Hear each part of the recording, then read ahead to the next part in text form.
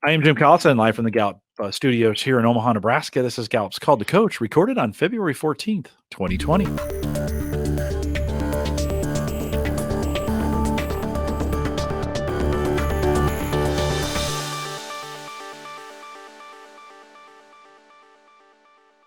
Called to Coach is a resource for those who want to help others discover and use their strengths. We have Gallup experts and independent strengths coaches share tactics, insights, and strategies to help coaches maximize the talent of teams, individuals, and organizations around the world. If you're listening live, we'd love to have you in our chat room. If you're on our live page, there's a link right above in the video window right up there.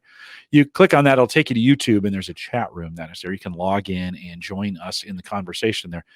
If you're listening to the recorded version of the podcast and you have questions after the fact, you can send us an email, coaching@gallup.com. Don't forget to subscribe. If you're on YouTube, subscribe there. You'll get a notification whenever we publish anything new. And if you are a podcast listener, search Gallup Webcast in any podcast player and you can find us there. Called to Coach, subscribe, and you'll never miss an episode. Jessica Dawson is our host today. Jessica's a learning development consultant here with me at Gallup. Jessica, we've done this before, but welcome kind of to the first Called to Coach this way. Welcome. Well, thanks so much, Jim. I'm excited to be here. And hello to all the coaches, all the strengths enthusiasts listening in. I'm excited to be here with you to discuss this really interesting and great topic. Yeah. Over the next 20 minutes, we're going to talk about leaning into the right themes at the right time. Let's get right to it. Where's a good place to start in figuring this out? And how do you know you're leaning in to the right themes? Yeah, excellent question there, Jim. I think a great place to start in thinking about this is actually doing the exploratory work to really understand the tools that you have in your toolkit, right? I remember this was back in 2018, and you and Dean did a great 3-part series on strengths training basics, what's next. And I think we've got a great framework called Name It, Claim It, Aim It. That's in a lot of our courses. And it's great for doing some of that exploratory work. And I love Don Clifton's analogy of we are really the carpenters, right? And our strengths are our tools, right? And we need to understand what those tools are to be able to apply them effectively. So it's doing that exploratory work, and it's really exciting because that work doesn't ever end, right?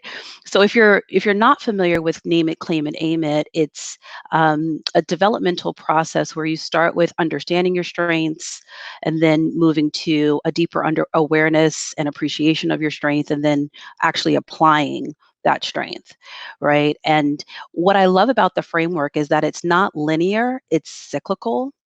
And you could easily be at aiming it where you're applying your strength or your talent, have a new aha epiphany or discovery, and have to go right back to naming it. So, I think just doing that work is super, super important. I also think it's important to explore nuance and the intricacies of those tools, right? So we know that our strengths can really help us, but they can also get in our way, right? So paying attention to when you're more susceptible to those behaviors that may hinder us, right? So it may be just sitting and looking in totality at that strength and thinking about what are the ways the strength helps me, and then what are some things that I may need to just be more mindful of, right? I think a lot of times when we get our report, it's definitely the starting point, and it's almost like holding up a mirror to yourself, right? And for some of us, we are validating what's in the mirror. For others of us, it may be more of we are looking at ourselves for the first time. And it's easy to almost stay at that face value.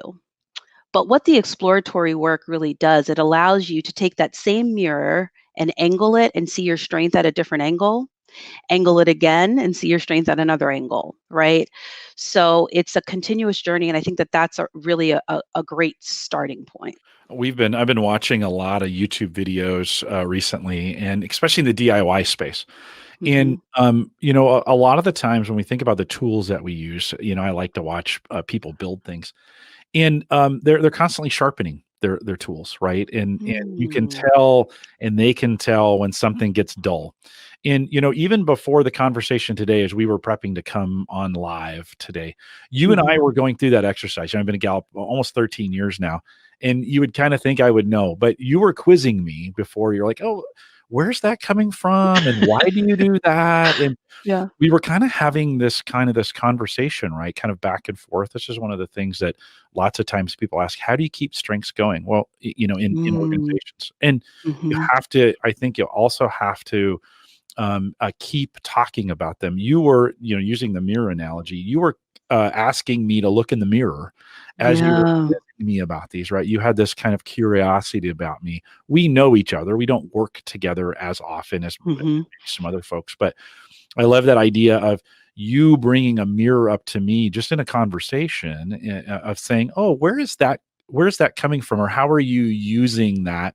As we think about leaning into these themes, Mhm. how are you using that? And that was a genuine question, right? That kind of Yeah. forced me into this looking at the mirror again on just today. Now, Yeah. nothing we had scheduled, not a coaching Right. session, right? But Right. just in your experience, how important are those conversations between folks where strengths comes up Mm. in the language and allows that to develop without it necessarily being planned?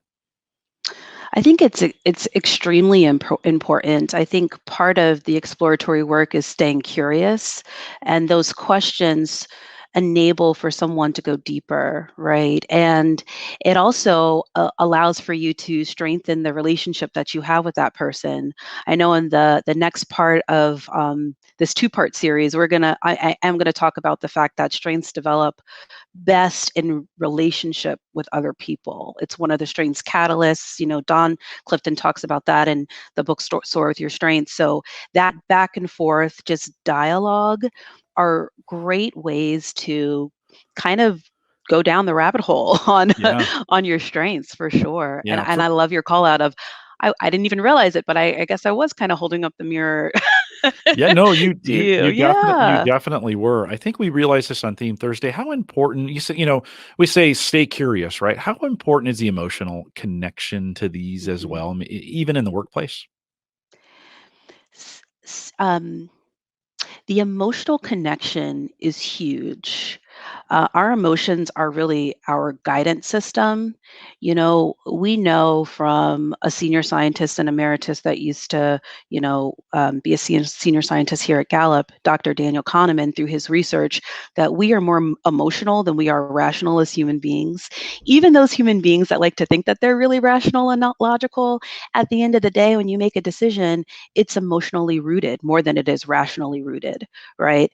So I think a lot of us have been taught to suppress our emotions or to ignore our emotions. But the more that you can actually tap into those emotions, that's where your power is. Right. And also, I call them the 4 E's of ease, excellence, enjoyment, and energy. And when you are feeling those 4 E's, you're exhibiting your strengths, right? You're utilizing those tools in the toolkit. And so I think that we cannot ignore emotions, because when you use your strengths, you feel good, right? We know from a well-being standpoint in our stats that people that use their strengths every day from a well-being standpoint, they have a higher quality of life, right? So super important to follow those instincts. I do have high empathy, so I love to emote. But I think that many of us are just running from those emotions, and the more that you can tap into them, the more that those clues to talent are going to really pop out for you. Jessica, when we think about past experiences and Mhm. and how can we use our past to fuel our future, and how important is that in this leaning in concept? Yeah, our past experiences are a great way for us to do something called mental rehearsals, right? And in our courses, our strengths courses, as well as some of our other just strengths discovery courses, we do this activity where we allow people to do a mental rehearsal, right? And study moments of success.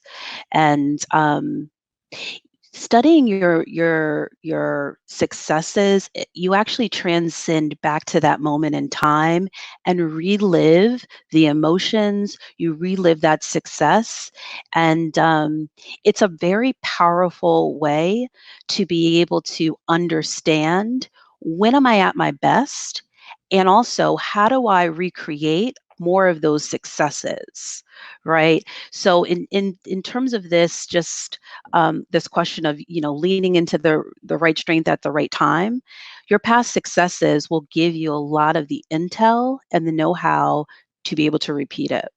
I think everybody does this a little bit different. When you do it, Hmm. how do you what kind of mechanisms do you do to practice that or to relive that or to kind of Yeah. generate that emotion again? Yeah. So I love to actually close my eyes and think about that moment, right? Where maybe I was operating on all five cylinders. Perhaps I impacted other people in a positive way, or and I will actually, and I do lead with futuristic, so it's easy for me to vision things, but I will actually envision what happened again in my mind.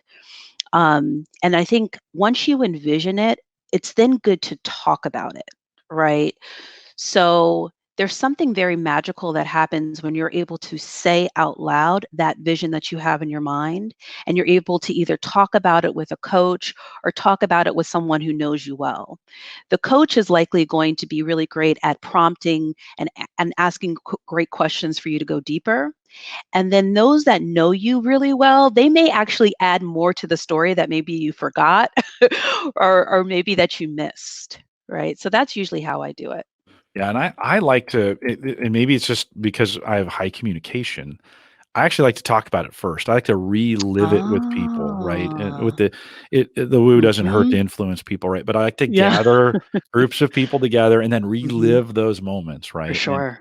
And not only for myself, so a good reminder of how it is impacting me, but also to relive that among among the group, and to say Right. and to have that group kind of example and allow the group to lean into that. Remember when this happened? Remember, you Mhm. we were the back to the Dean reference when Dean Jones was on and he did the strength training. You were asking me about that, and I went back to those videos and was watching them again, and I was like, "Wow, this is really good." Like, good Mhm. job, Dean.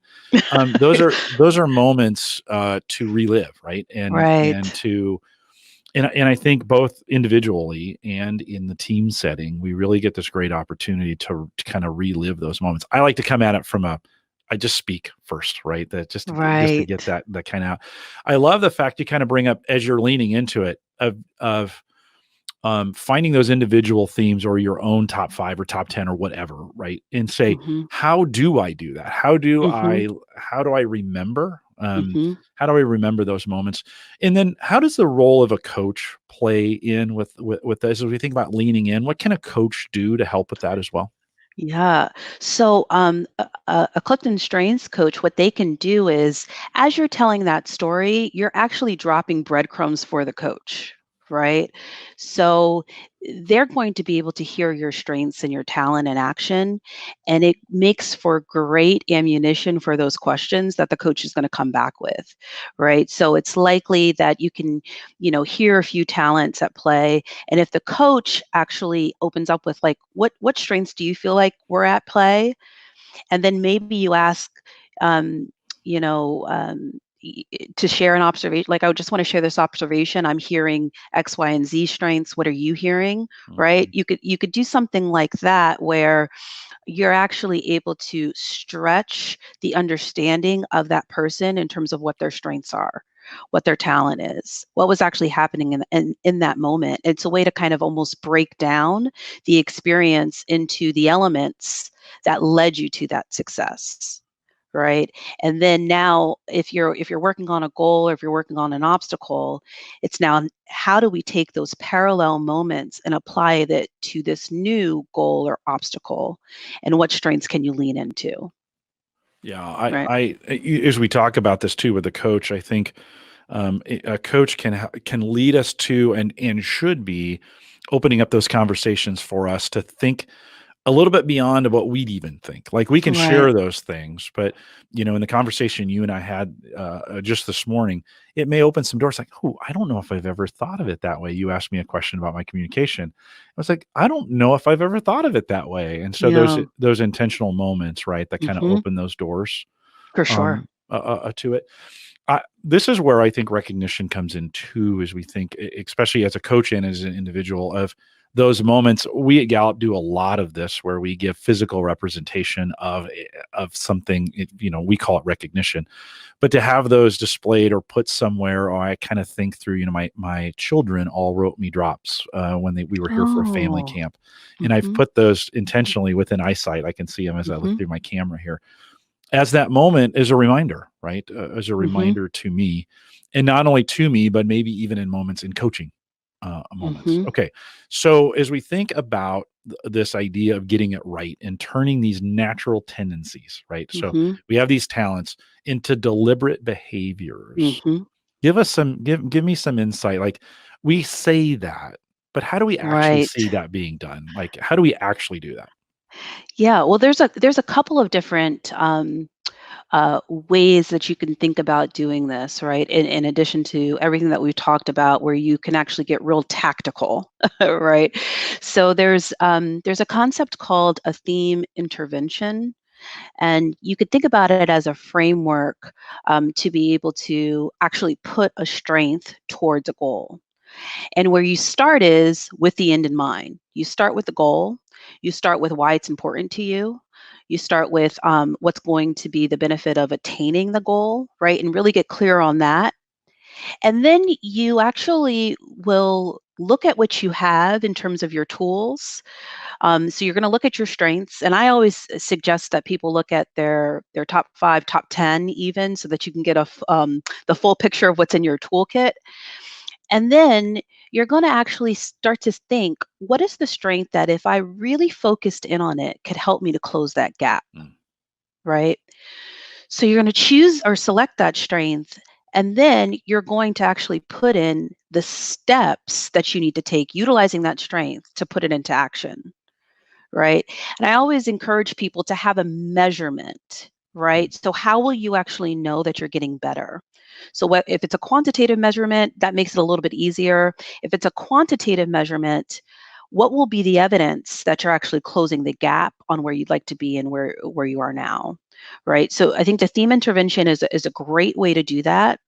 And if you wanted to extend out that theme intervention, you could also think about doing an IDP plan, right? So we're going to talk about this in part 2, but I think the IDP plan or the individual development plan is also a great way to do that, where it's the same process of name, claim, and aim, but you're doing that process with the sole purpose of aiming at a specific goal. So you can actually, in that framework, use more than one strength, right? And I think that it gets a little bit easier there anyway, because our strengths are always working in concert with each other. They're never operating in isolation. But you can actually put pen to paper and create a plan for yourself. And in creating that plan, I think it's important to also pay attention to, or to be able to note, how you want to feel, right? What are the past successes that are going to help you um, in this new goal or in this new pathway that you're looking to get to, right? And so it's very tactical, putting pen to paper. Um, and the other thing I want to mention is that there are going to be some strengths that you may gravitate more towards putting towards a goal. However, there are 34 pathways to excellence, so you can't really ever get it wrong, right? So I just wanted to put that out there, because I think sometimes us as coaches and then people that we coach, there sometimes is a misconception that only some certain strengths can be used to certain outcomes, and that's absolutely not the mm. case. No, I love that. As I go through the IDP with folks, I love to lean into the insight report, which has those custom descriptions, right? They Hmm. takes into account the 34 themes and their order and intensities. Hmm. And we create, especially in that top 5, we create those statements. And I love for individuals to be able to go through those statements, circle words that are meaningful, and then move them over Mm, that IDP. I love that. And Yep. by the way, you don't need the form to do the IDP, right? You can state the No. goal, grab the Yeah. themes, funnel those down. You Mhm. said something, and as we kind of come in for a landing here, I want you to expand on this just a little bit before we go. And you said how is this going to make me feel? And I've Mhm. never come to the IDP with a feeling statement. I've always Yeah. thought about what we're going to do, right? Smart Yeah. goals. What am I going to get done? When am I going to get it done? How am I going to measure it? Expand a little bit on that feeling here, just as we kind of wrap this. What did you mean by that? Because I'm very intrigued. Oh, yeah. Well, going back to I have empathy high, so I'm always emoting, and feelings are the way that I put my lens. But I think it also helps you to um, keeping in mind that ease, excellence, enjoyment, energy, all of that is going to be ignited when I'm utilizing my strengths. So we can't leave the feelings off the table, because when we feel good, it's likely that we are practicing utilizing our strengths in the correct way, right? Um, I think with leaning into your strengths, um, there's one thing to be able to aim your strengths in the moment, but there's another component of actually developing your strengths, which is what we're Mm, going to talk about in part two. But I think you have to always be mindful of, how am I feeling as I'm actually utilizing my strengths, yeah, yeah. right? No, I think that's great. I Yeah. think that's an indicator. Mhm. I'm gonna spend some time thinking about that. Mhm. That would be I don't do that when I do goal setting. It's an indicator, right? It can be how am I feeling at this moment? Is it Yeah. feeling good for me? And Right. and while feelings aren't always necessarily 100% accurate all the time, right, for us, I think we have to Fair. take that into account. Boy, I think it's a great indicator, right? Yeah, for Just sure. much like the number of hours I work are not necessarily the only indicator of my productivity. Mhm. And feelings aren't always the indicator. Am I getting to the goal? I think it is a indicator. And so you've Mhm. challenged me a little bit on this one. That's a new, like, Mhm. when I get to the goal, how am I going to feel? Or what kind of feelings could I expect? Or what will this do in that kind of Yeah. area? So Jessica, wow, thanks for challenging me on that. Oh, absolutely. You mentioned part 2. We're gonna spend a little Yeah. bit of time doing that. If you're listening live, just hang tight. We're coming up on part 2. If you haven't, and we're gonna talk about kind of the all the mechanics around individual development, right? And so, if you haven't, we have a part 2 ready for you, and it's out there. You can go over and do that. Jessica, hang tight for me 1 second. Okay. We will wrap this. I'll remind everyone who's listening, take full advantage of all the resources. Some of the things Jessica mentioned are available on our website. Go to gallup.com/CliftonStrengths. If you haven't taken it yet, you can do that now, and you can access that through our new Gallup Access. All the information to do that is available there as well. We have more of these. I mentioned in part 2. We have more of these available for you via podcast form. If you go through your podcast player and just search for Gallup Webcasts, you'll see our Call to Coach series. It'll be there. Don't forget, while you're on the site, you can also sign up for our new Clifton Strengths newsletter. We do that monthly. If you just want to be kind of in the know of everything that's going on in our community, with lots of links that's available, you can do that as well. If you have any questions about anything we talked about, you can email us, coaching@gallup.com. We got folks available 24/7, waiting for you actually to send them an email. So we'd love to do that as well. If you missed the webcast and you're like, how do I join these things? Head over to gallup.eventbrite.com. Follow us there, and you'll get a notification every time we go live. Join our social groups on Facebook, facebook.com/called to coach. No, that's facebook.com/groups/called to coach. And on LinkedIn, just search for Clifton Strengths trained coaches. Don't necessarily need to be a trained coach to be in that group, but that's where we have gathered on LinkedIn. We want to thank you for joining us here for this. Stay around for part 2, or just go to the next. If you're on your podcast player, go to the next one, and we are there for you. With that, we'll say goodbye, everybody.